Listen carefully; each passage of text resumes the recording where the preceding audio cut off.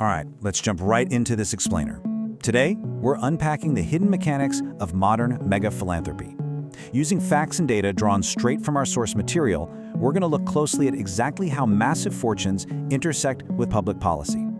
We're talking about how some of the wealthiest people on the planet use their money to literally shape the world according to their own personal visions. It's a truly fascinating look at the structural power of extreme wealth. So let's get right into it.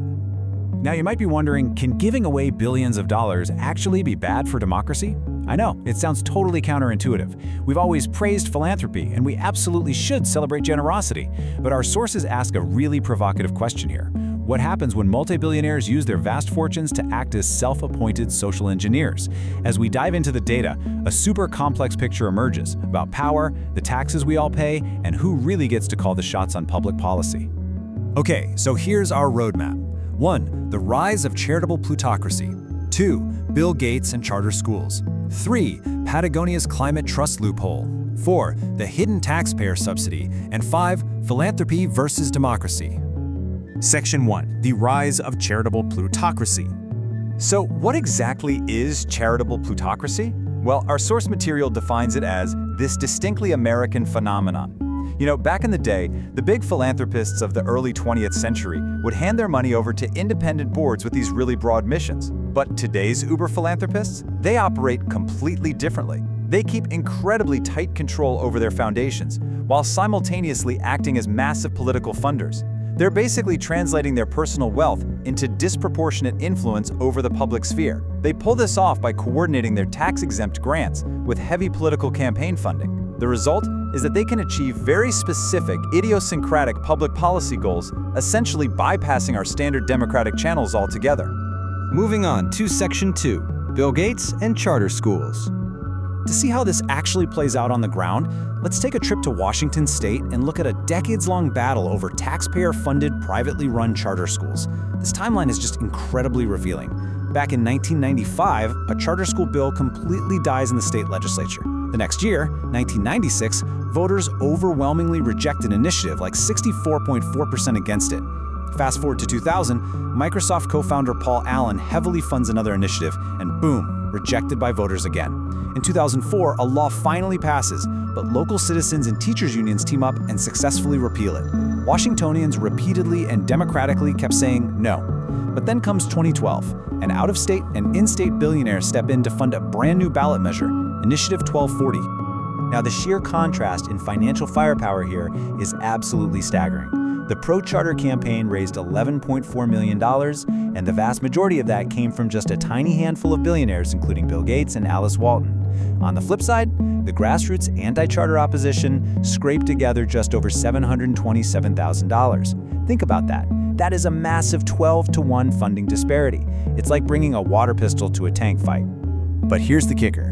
Despite outspending their opponents more than 12-to-1, the billionaire-backed initiative barely scraped by. I mean, it passed with just 50.69% of the vote.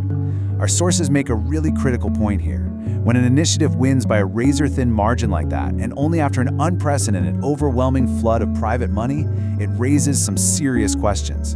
Does that outcome actually reflect the genuine will of the people, or is it just the sheer brute force of extreme wealth?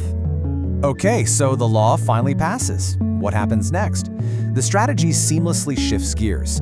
The backing transitions from personal political campaign funding right into tax-exempt philanthropy.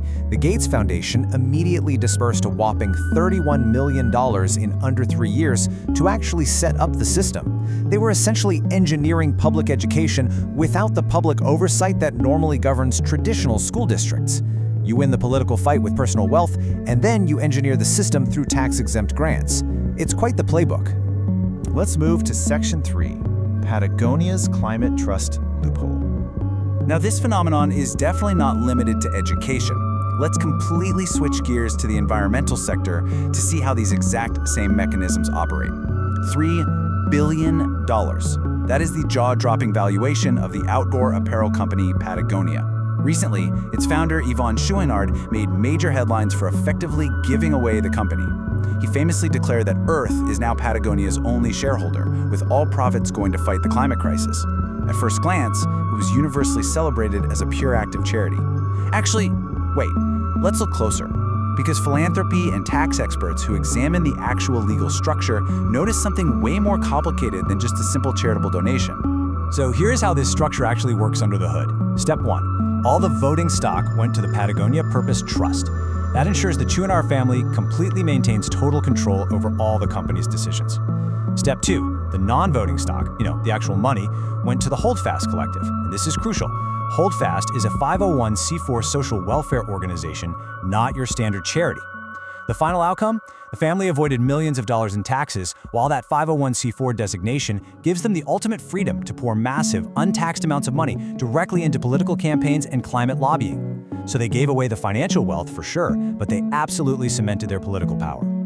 And that brings us to a deep concern raised by our sources. Matthew Nisbet, a professor of communication and public policy, put it perfectly. Now that they've invented this model and introduced it to the marketplace for politically motivated billionaires, everyone's going to do it.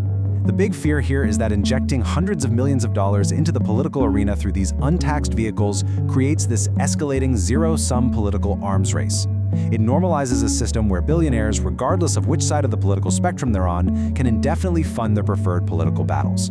Which leads us directly into Section 4, the hidden taxpayer subsidy. This is where both of these case studies kind of collide. There's a fundamental financial reality binding them together. Whenever a billionaire puts their wealth into a tax-exempt vehicle, they're avoiding taxes on it. At the top tax bracket, nearly 40% of that wealth would have otherwise gone straight to the public treasury. Because it's shielded, everyday taxpayers, like you and me, are effectively subsidizing their private political goals. The public loses out on that tax revenue, meaning we're essentially footing the bill for a big chunk of that billionaire's private agenda. Think about it this way. When a billionaire says, hey, it's my money, I can do what I want, they are entirely bypassing the democratic process. Private wealth operates on personal whims without any real public oversight. If that money had gone to the public treasury instead, voters and elected representatives would have debated and directed its use. That right there is the core tension of this whole explainer. Bringing it all home with Section 5, Philanthropy versus Democracy. So what does this all mean for the broader functioning of our society?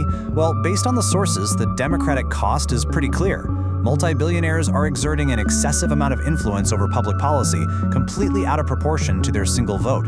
Their top-down approaches, while often super well-intentioned and highly efficient, inherently bypass public input. As we saw in Washington state, everyday citizens, local school boards, and grassroots groups just struggle to compete against unlimited bank accounts. Ultimately, experts argue this highlights an urgent need for both campaign finance reform and tax reform to close the very loopholes that make charitable plutocracy possible in the first place. I want to leave you with a really haunting question pulled straight from our source material. As you look at the massive impact these fortunes have on our laws and our daily systems, ask yourself this. Would you rather have self-appointed social engineers whose sole qualification is vast wealth shape public policy according to their personal views, or try to repair American democracy? Thanks so much for joining us for this explainer.